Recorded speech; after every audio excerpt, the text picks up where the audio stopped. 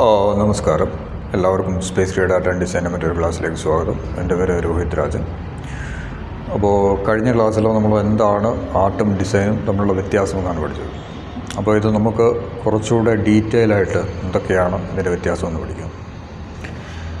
അപ്പോൾ മെയിൻലി ആർട്ടിൻ്റെ ഉദ്ദേശം എന്ന് പറഞ്ഞാൽ നിങ്ങളുടെ ഒരു പേഴ്സണൽ വിഷൻ കമ്മ്യൂണിക്കേറ്റ് ചെയ്യാൻ.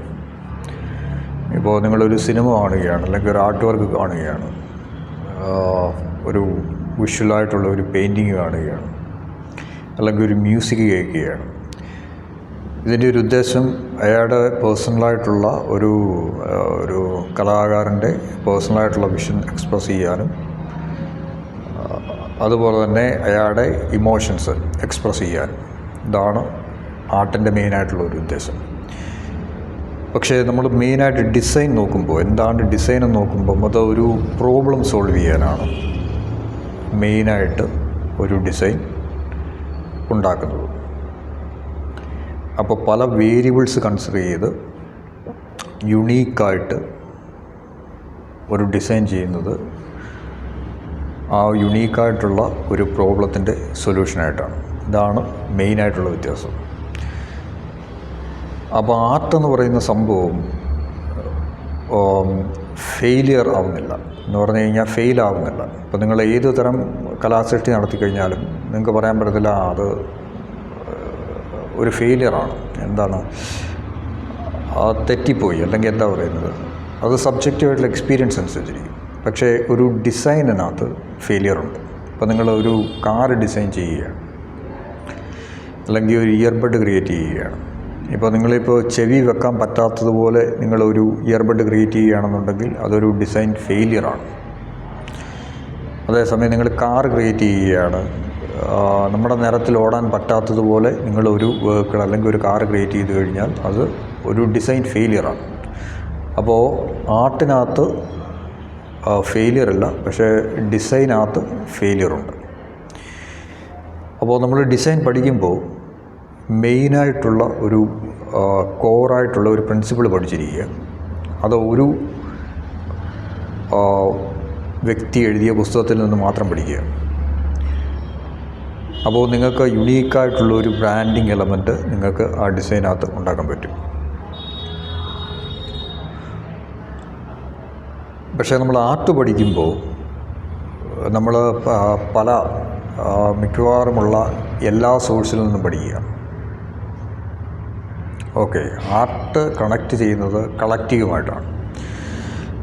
എന്താ പറയുന്നത്, അത് ഇപ്പോൾ ഒരു നല്ലൊരു കലാസൃഷ്ടിയാണെന്നുണ്ടെങ്കിൽ ചിലപ്പോൾ അത് 1 വർഷമോ 2 വർഷമോ കഴിയുമ്പോഴായിരിക്കില്ല അറിയുന്നത്.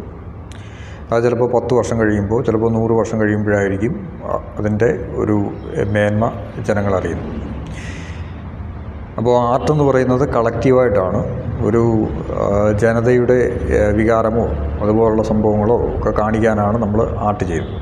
അതൊരു സൊല്യൂഷനായിട്ടല്ല ചെയ്യുന്നത്, അതൊരു റിഫ്ലക്ഷനായിട്ടാണ് ചെയ്യുന്നത്, ഒരു പ്രതിഫലനമാണ് എന്ന് നമുക്ക് പറയാൻ പറ്റുകയുള്ളൂ. പക്ഷേ എന്നാൽ ഡിസൈൻ എന്ന് പറയുന്ന സംഭവം എന്താ പറയുന്നത്, ഒരു സൊല്യൂഷനാണ്. ഇപ്പം ഉള്ള ഒരു പ്രശ്നത്തിനുള്ള ഒരു സൊല്യൂഷൻ. അതായിട്ട് അങ്ങനെയാണ് നമ്മൾ ഡിസൈൻ ചെയ്യുന്നത്. പിന്നെ ഈ ആർട്ടിൻ്റെ ഒരു പ്രത്യേകത എന്ന് പറഞ്ഞാൽ അതിനകത്ത് ഒരു കൺസ്ട്രെയിനില്ല. നമ്മൾ നമ്മുടെ ഇമാജിനേഷനും സ്കില്ലും ഒക്കെ ഉപയോഗിച്ച് ക്രിയേറ്റീവായിട്ട് ചിന്തിക്കുകയാണ്. അത് ഇൻറ്റ്യൂറ്റീവാണ്, ഒരു ഇൻറ്റ്യൂറ്റീവായിട്ടുള്ളൊരു പ്രോസസ്സാണ് ആർട്ടെന്ന് പറയുന്നത്. അതിന് ഒരു പാരാമീറ്ററില്ല. ഇപ്പോൾ ഒരു വ്യക്തമായിട്ടുള്ള ഒരു ബോർഡറോ അല്ലെങ്കിൽ ഒരു പാരാമീറ്ററോ ഇല്ല ഒരു കലാപരമായിട്ടുള്ള ഒരു സംഭവം സൃഷ്ടി ഉണ്ടാക്കുന്നത്. പക്ഷേ എന്നാൽ നമുക്ക് ഡിസൈൻ ചെയ്യുമ്പം അതിൻ്റെ ഒരു പാരാമീറ്ററുണ്ട്. നമ്മുടെ നിറത്തിൽ ഓടേണ്ട വണ്ടി, അതായത് ഇന്ത്യയുടെ റോഡിൻ്റെ സ്ഥിതിയും നമ്മുടെ കാലാവസ്ഥയുടെ സ്ഥിതിയും ഒക്കെ അതുപോലുള്ള വേരിയബിൾസ് കൺസിഡർ ചെയ്ത് ഉണ്ടാക്കുന്ന വണ്ടിയും, അതേസമയം യൂറോപ്യൻ റോഡിലോ നമ്മുടെ പുറം ലോകത്തോ ഓടേണ്ട വണ്ടിയും ഉണ്ടാക്കുന്നതിൽ വ്യത്യാസമുണ്ട്. അപ്പോൾ നമുക്ക് ആ പാരാമീറ്റർ കൺസിഡർ ചെയ്ത് മാത്രമേ നമുക്കൊരു നല്ല ഡിസൈൻ നമുക്ക് ചെയ്യാൻ പറ്റുകയുള്ളൂ. പിന്നെ നമുക്ക് ഒരു നല്ല ഡിസൈൻ, ഇപ്പോൾ നിങ്ങൾ ഇൻഡസ്ട്രിയൽ ഡിസൈനാണ് ചെയ്യുന്നുണ്ടെങ്കിൽ നിങ്ങൾക്ക് ഒരു കമ്പനി ആയിരിക്കും അതിനുള്ള സ്പെസിഫിക്കേഷനും അതുപോലുള്ള കാര്യങ്ങളും തരുന്നത്. അപ്പോൾ അവർക്കൊരു ബ്രാൻഡിങ് ഐഡൻറ്റിറ്റി കാണും, ഒരു ബ്രാൻഡ് ഗൈഡ് ലൈൻ കാണും. അപ്പോൾ നിങ്ങൾ ഒരു ഗ്രാഫിക് ഡിസൈനിങ്ങോ അല്ലെങ്കിൽ ഒരു ഇൻഡസ്ട്രിയൽ ഡിസൈൻ അതന്നെ എടുക്കുക, അത് ചെയ്യുകയാണെന്നുണ്ടെങ്കിൽ അവർക്കൊരു യുണീക്കായിട്ടുള്ള ഒരു കുറേ എലമെൻറ്റ്സ് കാണും. കളേഴ്സിനകത്ത് എലമെൻറ്റ്സ് കാണും, ഷേപ്സിനകത്ത് എലമെൻറ്റ്സ് കാണും. അപ്പോൾ ഈ ഒരു പാരാമീറ്ററിൽ വെച്ചാണ് നിങ്ങളൊരു നല്ല ഡിസൈൻ ചെയ്യുന്നത്. അപ്പോൾ നിങ്ങൾ ഈ സംഭവം പഠിക്കുകയാണെന്നുണ്ടെങ്കിൽ ഡിസൈനാണ് കുറച്ചുകൂടെ ഫ്യൂച്ചറുള്ളത്. ഡിസൈൻ എപ്പോഴും നിങ്ങൾക്ക് ജോബ് കാണും. അത് എയും അതുപോലുള്ള കാര്യങ്ങളും ഒന്നും ഓവർടേക്ക് ചെയ്യുകയില്ല. നമുക്ക് തോന്നും അത് ഓവർടേക്ക് ചെയ്യുന്നുണ്ട്, പക്ഷേ നല്ല ഡിസൈനേഴ്സും നല്ല യുണീക്കായിട്ടുള്ള ബ്രാൻഡിങ് ഫിംഗർ പ്രിൻ്റുള്ള ഡിസൈനേഴ്സിനും എപ്പോഴും ജോബ് ഓപ്പർച്യൂണിറ്റി കാണും. അപ്പോൾ നിങ്ങൾ ആർട്ടിസ്റ്റാണ്, നിങ്ങൾ ഈ ഇതിൽ താല്പര്യമുണ്ടെങ്കിൽ നിങ്ങൾ ഡിസൈനർ ആവുക. നിങ്ങളുടെ സ്പെസിഫിക് ആയിട്ടുള്ള ഒരു ഫീൽഡ് സെലക്ട് ചെയ്ത് നിങ്ങൾ ആർട്ട് പഠിക്കുക. അതിൻ്റെ കൂടെ നിങ്ങൾ ഒരു സ്പെസിഫിക് ആയിട്ടുള്ള ഒരു നീഷ് സെലക്ട് ചെയ്ത് ഡിസൈൻ പഠിക്കുക. ഓക്കെ, അപ്പോൾ നിങ്ങൾക്ക് വ്യക്തമായിട്ട് ഒരു പാത നിങ്ങളുടെ ഫ്രണ്ടിലുണ്ടാവും. ഒരു നല്ല ഡിസൈൻ ഉണ്ടാക്കണമെന്നുണ്ടെങ്കിൽ നമ്മൾ ആദ്യം ഒരു ഡിസൈൻ ഫണ്ടമെൻ്റൽ മാത്രം പഠിച്ചിരിക്കുക. ഒരു ഡിസൈൻ ഫണ്ടമെൻ്റൽ എന്ന് പറഞ്ഞാൽ ഒരു സ്കൂൾ ഓഫ് തോട്ട്, അതായത് ഒരു വ്യക്തി എഴുതിയ പുസ്തകം മാത്രം പഠിക്കുക. അതിനകത്തു നിന്ന് ഇറ്ററേഷൻസ് വരുത്തി ആ ഡിസൈന് മോഡിഫിക്കേഷൻ ഉണ്ടാക്കുക. അങ്ങനെ ഉണ്ടാക്കുകയാണെന്നുണ്ടെങ്കിൽ നമുക്ക് ഒരു യുണീക്കായിട്ടുള്ള ഒരു ബ്രാൻഡിങ് ഐഡൻറ്റിറ്റി ഉണ്ടാവും. നമ്മുടെ ഡിസൈന് കുറച്ചുകൂടെ ഔട്ട്സ്റ്റാൻഡിങ് ആയിട്ടിരിക്കും. അപ്പോൾ നമ്മളിപ്പോൾ പഠിക്കുന്നത് ആൻഡ്രൂ ലൂമിസിൻ്റെ ഡിസൈനാണ്. അപ്പോൾ ആൻഡ്രൂ ലൂമിസിൻ്റെ ഡിസൈൻ പ്രിൻസിപ്പിൾ ഉപയോഗിച്ച് നമുക്ക് പലതരത്തിലുള്ള ഡിസൈൻ എങ്ങനെ ചെയ്യാം. അതായത് ഒരു ഡിസൈൻ എസ്തെറ്റിക് ഉപയോഗിച്ച് പല ഒബ്ജക്റ്റ്, പല യൂട്ടിലിറ്റിയുള്ള പലതരം ഒബ്ജക്റ്റുകൾ എങ്ങനെ നമുക്ക് ക്രിയേറ്റ് ചെയ്യാം, അതിനകത്ത് അപ്ലൈ ചെയ്യാം, അത് നമുക്ക് നോക്കാം. ലൂമിസിൻ്റെ ഹൾ വേരിയേഷൻ എങ്ങനെയാണെന്ന് നോക്കാം. ഇപ്പോൾ നമ്മൾ ഡിസൈൻ ചെയ്യുന്നതിൻ്റെ പർപ്പസ് എന്ന് പറയുന്നത് ഏറ്റവും ബേസിക്കായിട്ട് ഒരു ഷേപ്പ് ക്രിയേറ്റ് ചെയ്യുകയാണ്. ഏറ്റവും സിമ്പിളായിട്ട് കൂടുതൽ കോംപ്ലിക്കേഷൻ ഇല്ലാതെ ഈ ആൻഡ്രൂ ലൂമിസിൻ്റെ ഡിസൈൻ ഉപയോഗിച്ച് അതിൻ്റെ ഹൾ എങ്ങനെ ക്രിയേറ്റ് ചെയ്യാം, അത് നമുക്ക് നോക്കാം.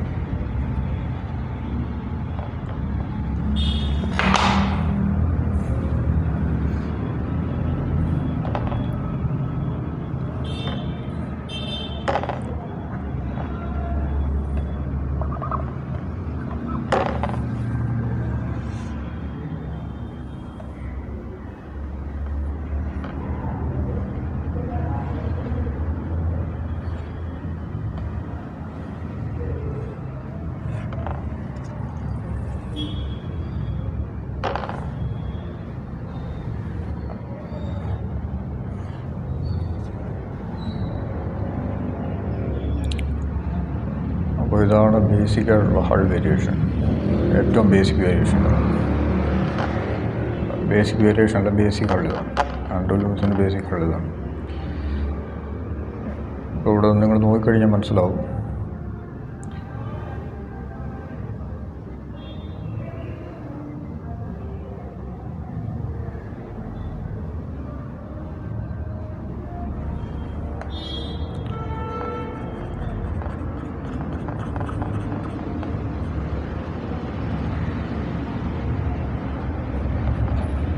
ഒരു സംഭവം ഇങ്ങനെയാണ്.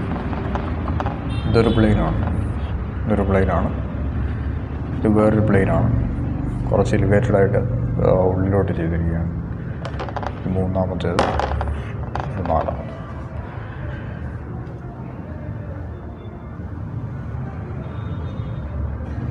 ഈ ഫുള്ള് സർഫസ് അങ്ങനെയാണ്. ഓക്കെ, അപ്പോൾ നമ്മൾ സൈഡിൽ നിന്ന് ഫീൽ ചെയ്യും.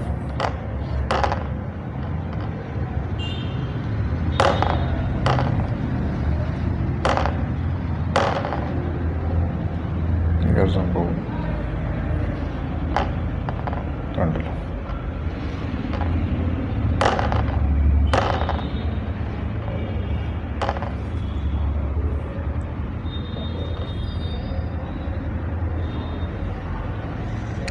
ഇത് നമ്മൾ ശരിക്കും വരയ്ക്കുമ്പോൾ കുറച്ചുകൂടെ ഇങ്ങനെ വരും. പക്ഷേ ഇത് നമുക്ക് ബേസിക്കായിട്ടുള്ള ഒരു സിമ്പിളായിട്ടുള്ള ഷേപ്പ് ക്രിയേറ്റ് ചെയ്യാൻ വേണ്ടി നമുക്കിങ്ങനെ വരയ്ക്കാം.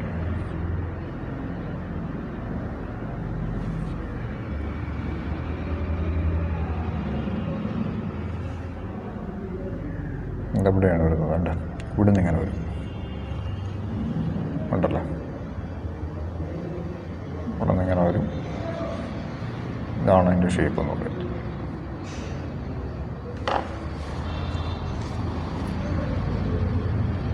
അപ്പോൾ നമ്മൾ നോക്കിക്കഴിയുമ്പോൾ ഇതൊരു ഷേപ്പാണ് കേട്ടോ.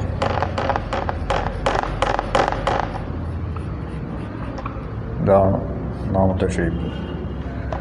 രണ്ടാമത്തെ ഷേപ്പ് ഇവിടെ വരും. മൂന്നാമത്തേത് ഫ്രണ്ട്.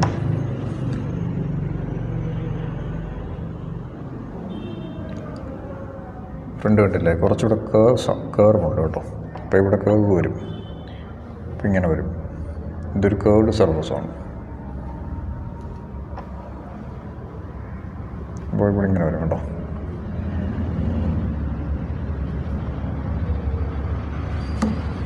ഇത് മൂന്നാമത്തേത്, ഇത് നാലാമത്തേത്.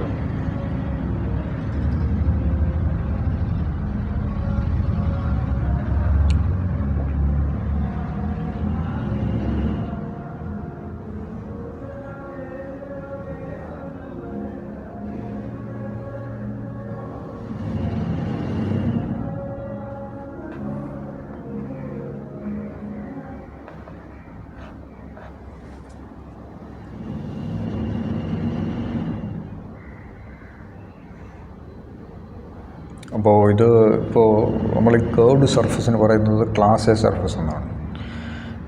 മിക്കവാറുമുള്ള കാർ ഡിസൈനും അതുപോലുള്ള സംഭവങ്ങളിലും പറയുന്നത് ക്ലാസ് എ സർഫസ് എന്നാണ്. അപ്പോൾ ഈ 3ഉം 4ഉം ക്ലാസ് എ സർഫസ് ആയിട്ടാണ് വന്നിരിക്കുന്നത്. പക്ഷേ ഇതെന്ന് പറഞ്ഞു കഴിഞ്ഞാൽ പ്ലെയിൻ ആയിട്ടുള്ള സർഫസാണ്, സർക്കുലറായിട്ടുള്ള പ്ലെയിനാണ്. 1ഉം 2ഉം ഇത് കണ്ടില്ലേ, 1ഉം 2ഉം പ്ലെയിനാണ്. 3ഉം 4ഉം ക്ലാസ് എ സർഫസ് ആയിട്ടാണ് വന്നിരിക്കുന്നത്.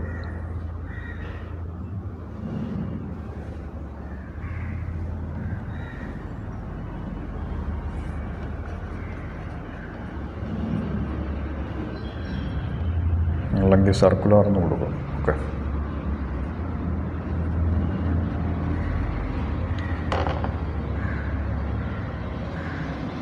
കേർവ്ഡ് സർഫസ് കൊടുക്കും.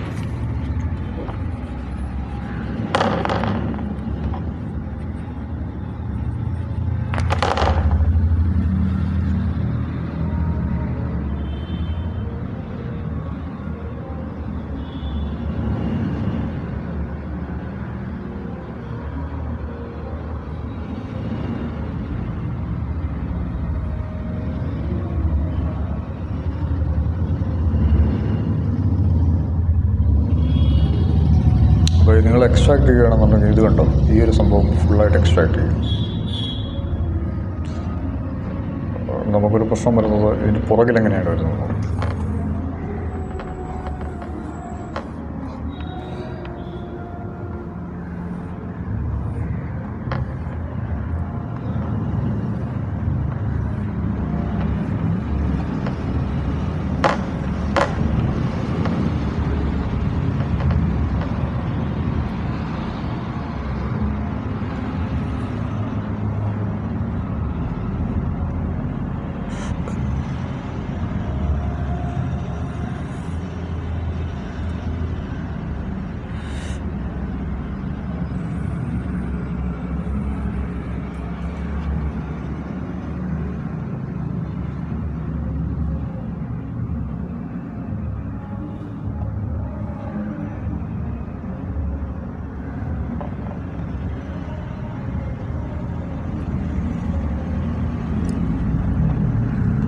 ഇതാണ് മിഡിൽ ലൈൻ, ഇങ്ങനെ വരും കേട്ടോ.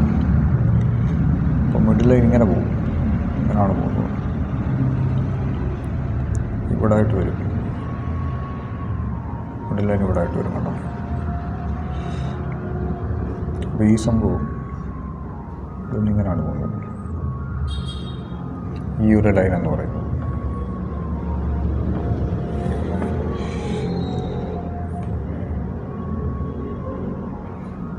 ഇവിടുന്ന് ഇങ്ങനെ വരും.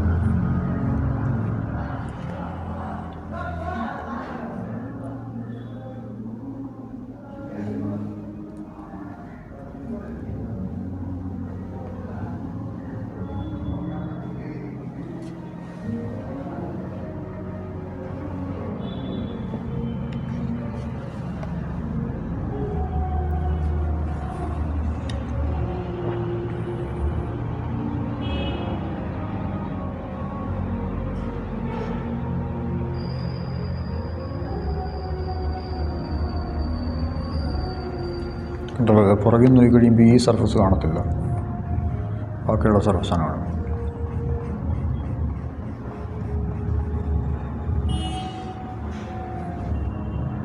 അപ്പോൾ ഇതാണൊന്ന്. രണ്ടാമതുള്ള സർഫസ് ഉള്ളിലാണ്.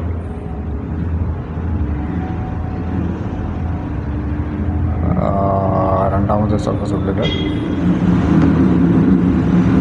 മൂന്നാമത്തെ സർഫസ്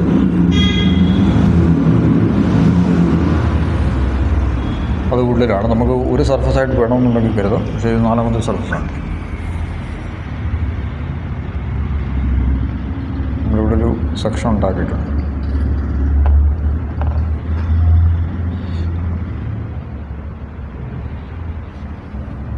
ഇത് നമ്മൾ പുറകിൽ നോക്കി കഴിയുമ്പോൾ അഞ്ചാമത്തെ സർഫസ്.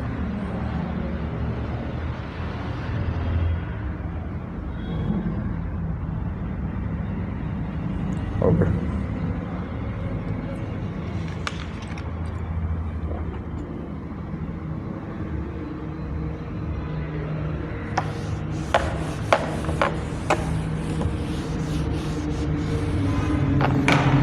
നമുക്കൊന്ന് താഴെ നോക്കാം അങ്ങനെ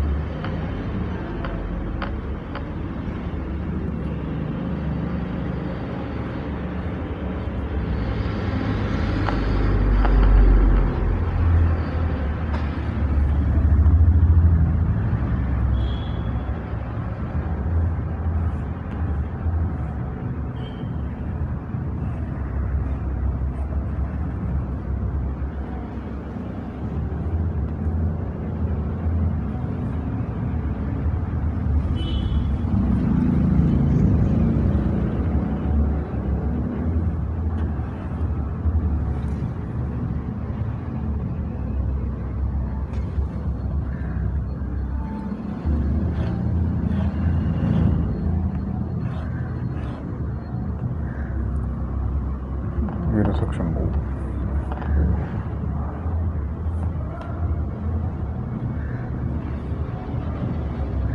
ഇതാണ് മിഡിൽ ലൈനായിട്ട് വരുന്നത്, അവിടെ നിന്ന് ഇങ്ങനെ പോകും.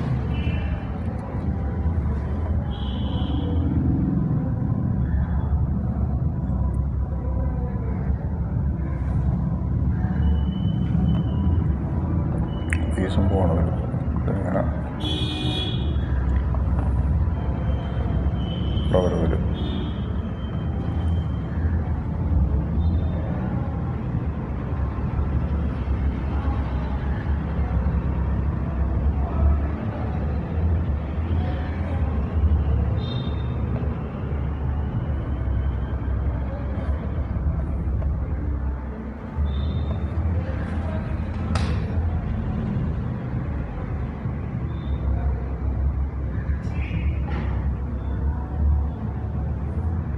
അത് പുറകിൽ ഇങ്ങനെ വരും.